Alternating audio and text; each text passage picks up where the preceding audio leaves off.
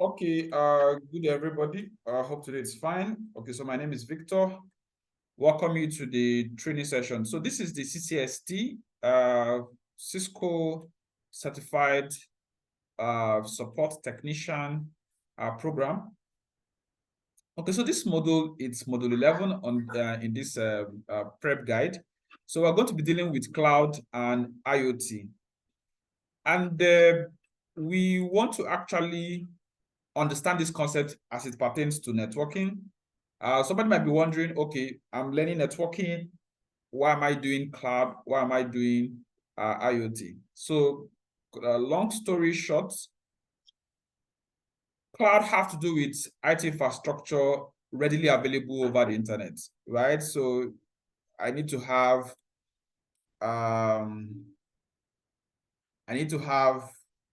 something like a file server. I need to have file server. I need to have email server. I need to have web server. I need to have any type of resources you can think about. You need to have processing speed. You need to have what's it called?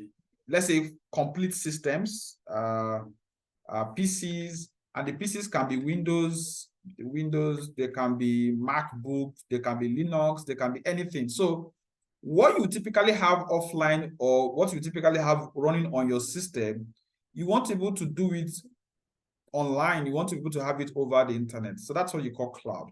So instead of having 2 terabyte hard disks within your facility and somebody will be able to access it over the internet, you have to do all of those configuration, or you have a server physically with you.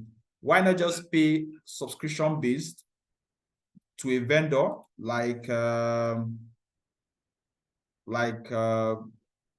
have top vendors like AWS, like Microsoft Azure, by GCP. These are the 2 big ones. You also have Alibaba. You have so many others. So these are big vendors that can help you provide all of these types of servers, all of this type of applications, all of this type of stuff, and you just pay subscription based instead of you setting up everything by yourself. So that's what you call cloud. Then when you talk about IoT, here you're trying to have devices readily available or being able to be managed over the internet. So you say Internet of Things. So things, what are those things? So it can be cameras, it can be computers, it can be home appliances, it can be your doors, it can be your car, it can be typically anything you can have. It can be your AC, it can be your TV. The question is that you have things, you have devices. The point now is, how can I control them over the internet? Most people will typically have a camera in their homes, and they can watch the camera from their mobile phone just using an app. It can be a high vision camera. It can be so many brand. It can be depending on the brand. Most cameras you can, of course, IP cameras, that is internet protocol based cameras, you can actually control them over the internet. Some people have smart gates, right? Some people have smart gates. So you have a gate where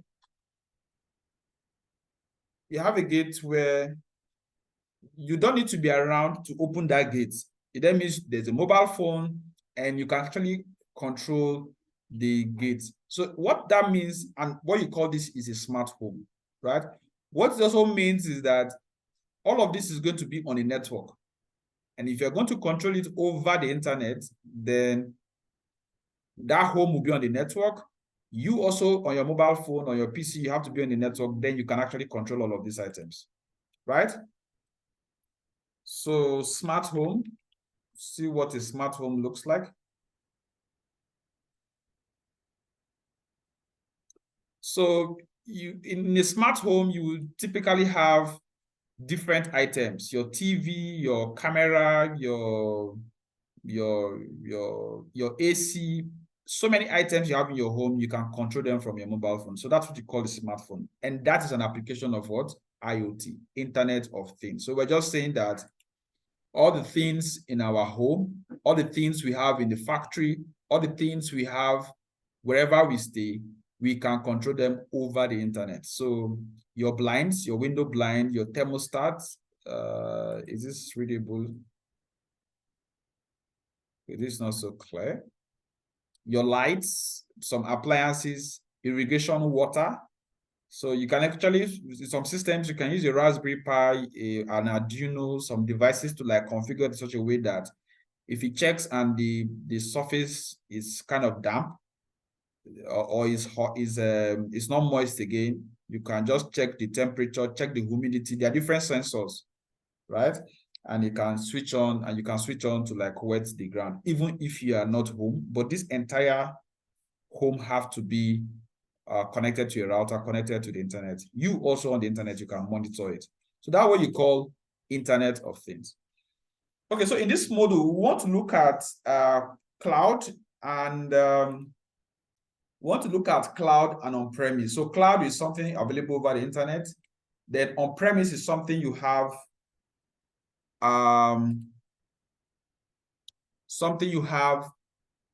within your facility. It can be your home, it can be your office. Then we want to look at public, private, hybrid, SaaS, PaaS, IaaS, remote work, and hybrid work. So public cloud is that kind of cloud that is just going to be for the public, every other person. Private, it can be online, but only for a particular person, a group of persons, or a bank, or a company, or an institution of government. So that's what you call private cloud. So if I have a file server, or I have an email server, or I have something that is over the internet, it's just for only a particular person. Then hybrid is a combination of any of these two, right? Then SaaS is software as a service. So when you have softwares and like I would typically say,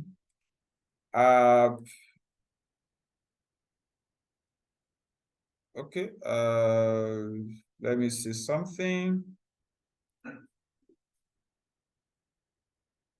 So you see, Google, for instance, will provide quite a lot of softwares. Something like Microsoft. Okay, Microsoft have what they call Microsoft Teams. Google, what they have a chat software. They have Drive. They have Calendar. They have Photos. They have Translate. Most of these things are softwares, but you don't need to install it on your system, right? You don't need to install it on your system. So any software that you pay subscription is based on subscription, and you don't have to install it on your system locally, you can call that a SaaS. So it is a software as a service, right? So you also have PaaS. So PaaS is platform as a service. So most of the times for developers, for data engineers, for DevOps, there are some platforms that you will need to use to work. Of course, so you pay subscription base, then you refer to it to as platform as a service. Then of course you have IaaS, which is infrastructure as a service. So that one is like having a whole system altogether, right? So instead of me just having a computer like I'm using now, and I'm just going to need only storage, I'm going to need only processor. No, the entire infrastructure is made available to you. So you call that infrastructure as a service. So it can be a complete system, it can be a complete server. Then we're also going to discuss about remote work and hybrid work. And of course, we'll look at some of these items I just discussed earlier on, Internet of Things. And don't forget that endpoints and media type are all components of a network. We say a network is going to contain media types, endpoints, and intermediary device. That's the last point in a network. Intermediary device. So if you need a network, you need the endpoints, the printers, the computers, the cameras, the phones. Those are the endpoints. The media types is how we're going to connect to it. I explained that in the first class. How are we going to connect to it? Are we going to be connecting through a cable, Bluetooth, what's it called, infrared, fiber optics, Ethernet cable? How are we going to connect to it? That's the media type, the mode, the medium of communication. Then of course, intermediary devices are going to be Who is going to be helping these two guys connect?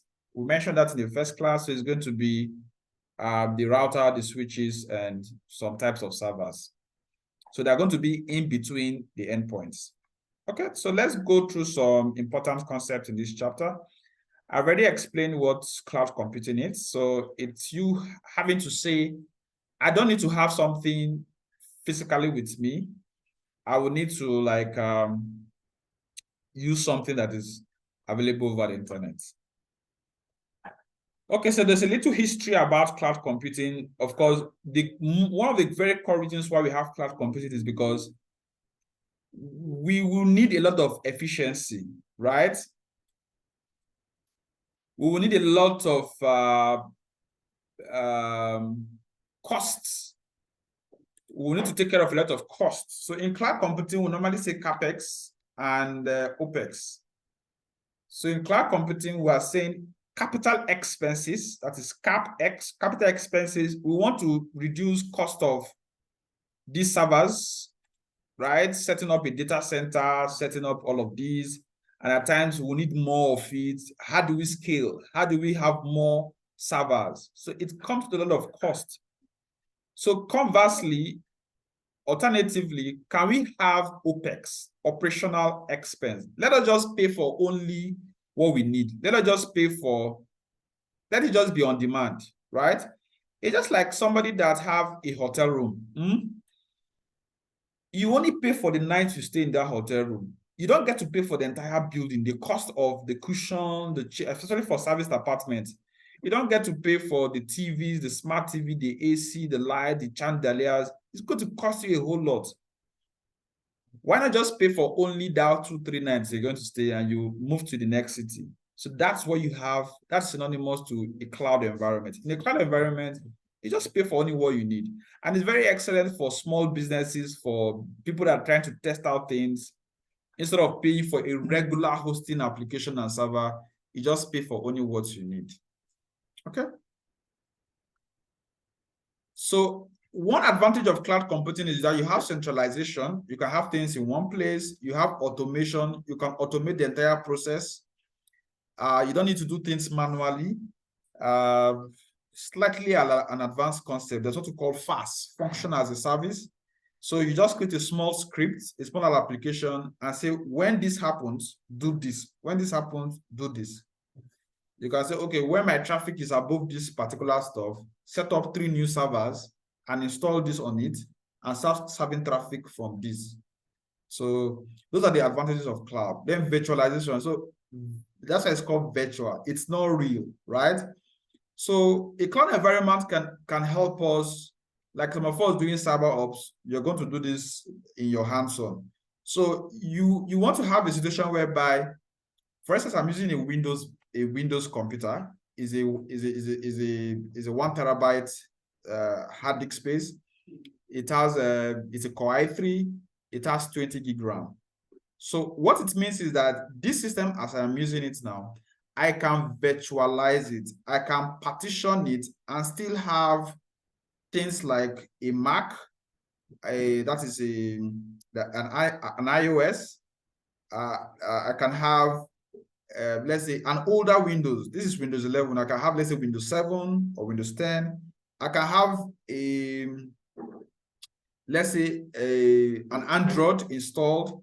I can have so many operating systems. I can have different types of platforms installed on this one system. So it's just going to be a make-believe, just going to be like a virtual environment.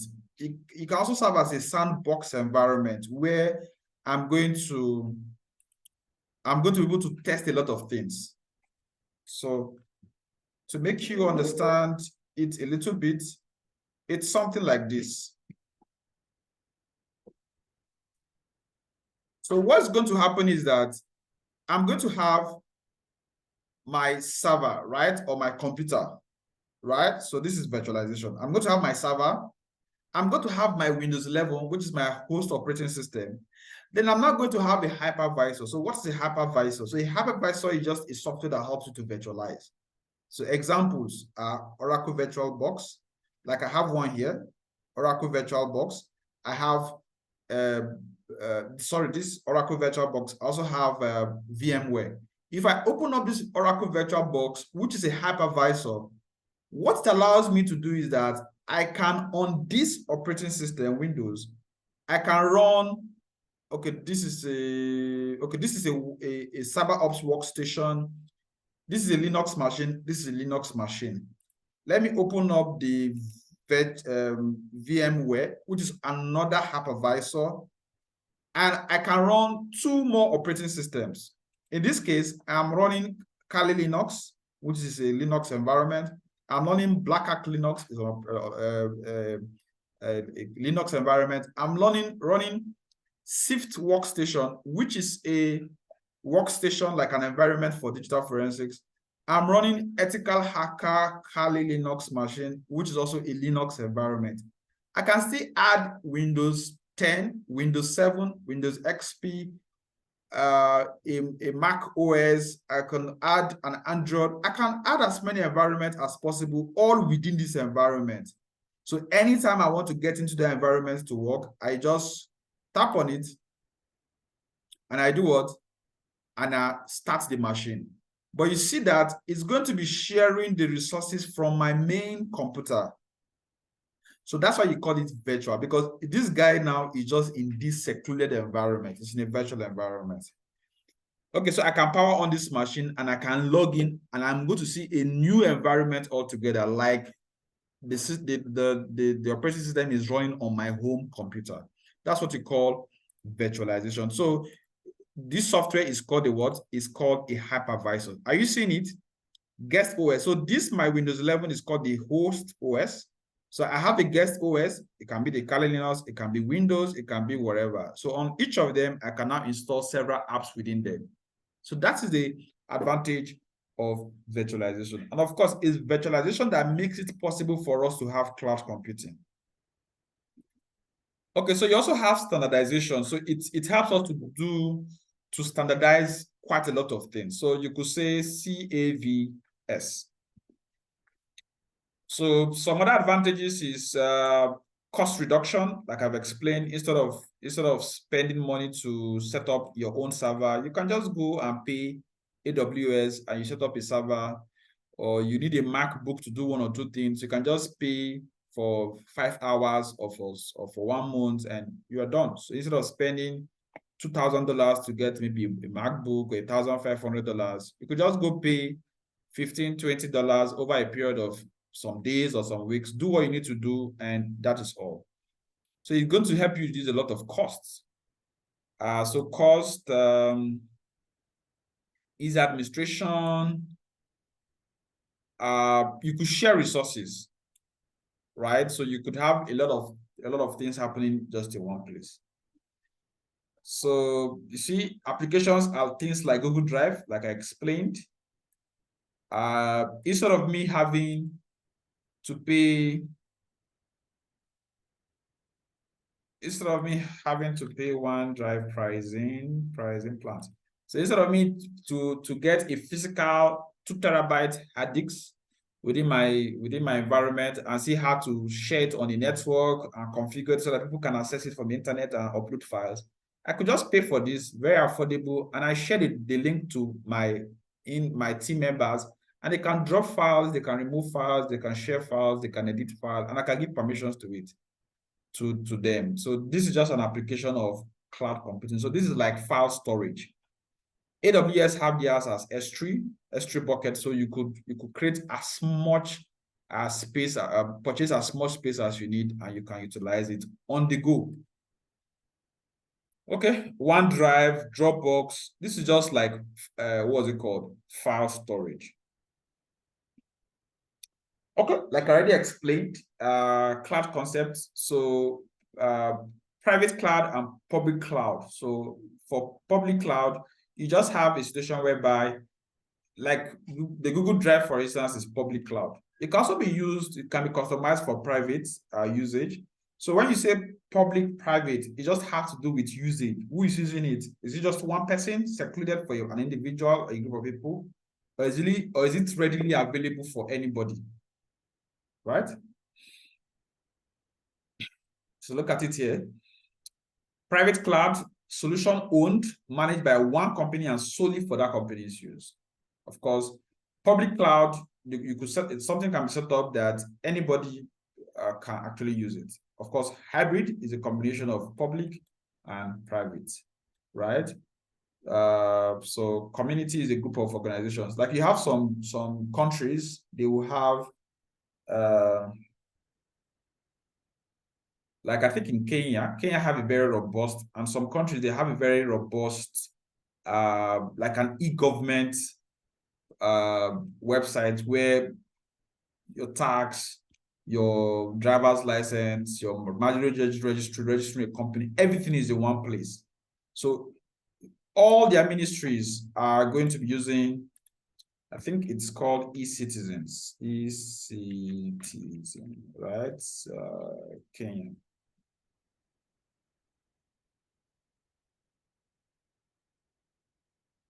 Okay. Once that loads. Okay, so this is what it looks like. I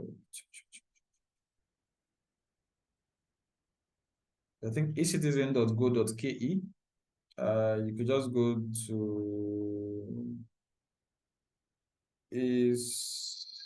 citizen.government.kenya.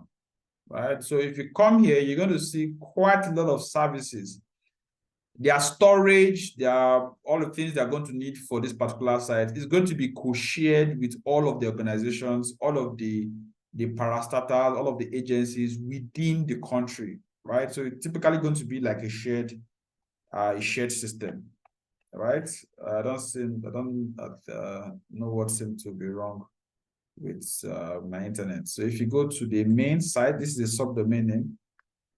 If you go to the main site, which is ecitizen.go.ke, you're going to see all their services are just in one place. Most countries have the same thing. Okay, so I've explained IaaS, PaaS, and SaaS. So this is what it looks like: infrastructure as a service, platform as a service, software as a service. Now, one thing you need to understand in terms of, for your exam, for instance, for those of us